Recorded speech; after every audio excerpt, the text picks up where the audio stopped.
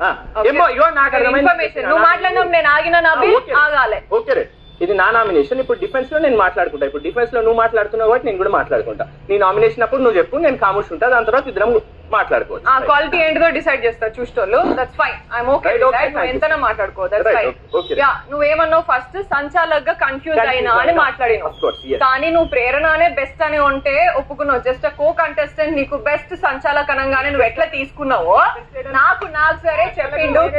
చెప్పింది అనలేదు అన్నాడు కదా, బెస్ట్ నువ్వు చేసుకోకు నేను మాట్లాడను అన్నాడు.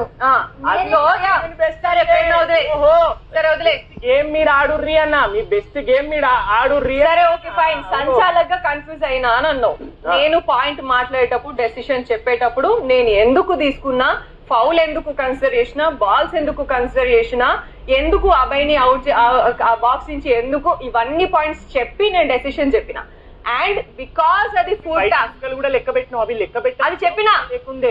నీకు అవసరం లేకపోతే దట్ ఈస్ యువర్ డెసిషన్. నేను సంచాలక్ గా నేను ఏమేం కన్సిడర్ చేసినా అని చెప్పుకోవాల్సిన బాధ్యత నాకున్నది. కాబట్టి బిగ్ బాస్ కి కూర్చొని సార్ నేను ఇవన్నీ కన్సిడర్ చేసి డెసిషన్ తీసుకున్నా, ఇక్కడ నాకు ఇది అనిపించింది, ఇక్కడ ఇది అనిపించింది, ఇవన్నీ కన్సిడర్ చేసి నేను డెసిషన్ తీసుకున్నా అని చెప్పిన.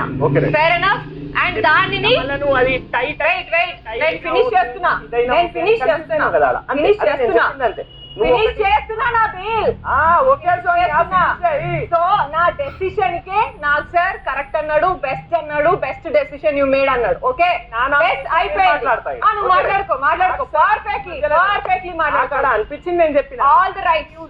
అండ్ సార్ నేను టై అయితే కూడా ఇంకొక రీమ్యాచ్ చేస్తే కూడా కన్సిడర్ చేసుకోవచ్చు అని ఎందుకు చెప్పినా అంటే అది ఫుడ్ టాస్క్. ఈ ప్రకారంగా అవన్నీ ఫౌల్స్ అన్నప్పుడు నువ్వు మళ్ళీ ఇది టై అని ఎందుకు వస్తావు? నేను చెప్పలేను ఇది టై అని, నేను ఎక్కడ డిక్లేర్ చేయలేదు. వాళ్ళందరూ టై చేయాల్సింది అంటే కూడా నేను చేయలేదు.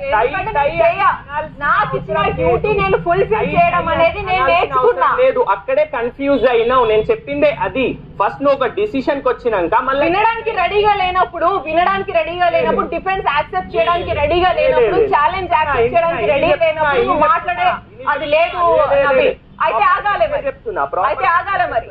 నేను చెప్తున్నా ఇడు ఆడ నువ్వు విన్నర్, అది ఫౌల్స్ ప్రకారంగా విన్నర్ అని చెప్పినప్పుడు మళ్ళీ ఆడ టై అయినా ఓకే అని ఎందుకు చేంజ్ అయినా చెప్తున్నా కదా. ఓకే రేపు చెప్పు. మరి అంతసేపు టై అదే మాట్లాడతలేదు. చెప్తాను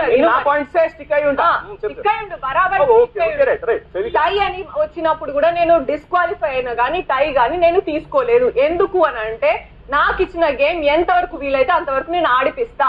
డిస్క్వాలిఫై అనే ఆప్షన్ కి అక్కడ లేనే లేదు స్కోప్. పాస్ కి, రెజ్యూమ్ కి, డిస్క్వాలిఫై కి అక్కడ గేమ్ లో మీనింగే లేదు. అట్లా చేస్తే ఫస్ట్ డిస్క్వాలిఫై చేసేసి అబ్బాయిని పంపించేస్తే గేమే ముందుకు నడవదు. అండ్ బిగ్ బాస్ మళ్ళా రెజ్యూమ్ చేసినా కూడా సేమ్ ఫాల్స్ అయితే, గాలికి బెలూన్స్ ఎగిరిపోతే ఈ కట్టి ఇరుగుతుంది, ఇవన్నీ సేమ్ రిపీటెడ్. దాన్ని ఎవరు స్టాప్ చేయలేడు. సో నా పరంగా గేమ్ ఎండ్ వరకు తీసుకెళ్లాలి అనేదే నా డెసిషన్ నేను తీసుకున్నా. డిస్క్వాలిఫై అనే ఆప్షన్ అక్కడ లేదు. పెడితే అది ఎండ్ దాకా పోదు.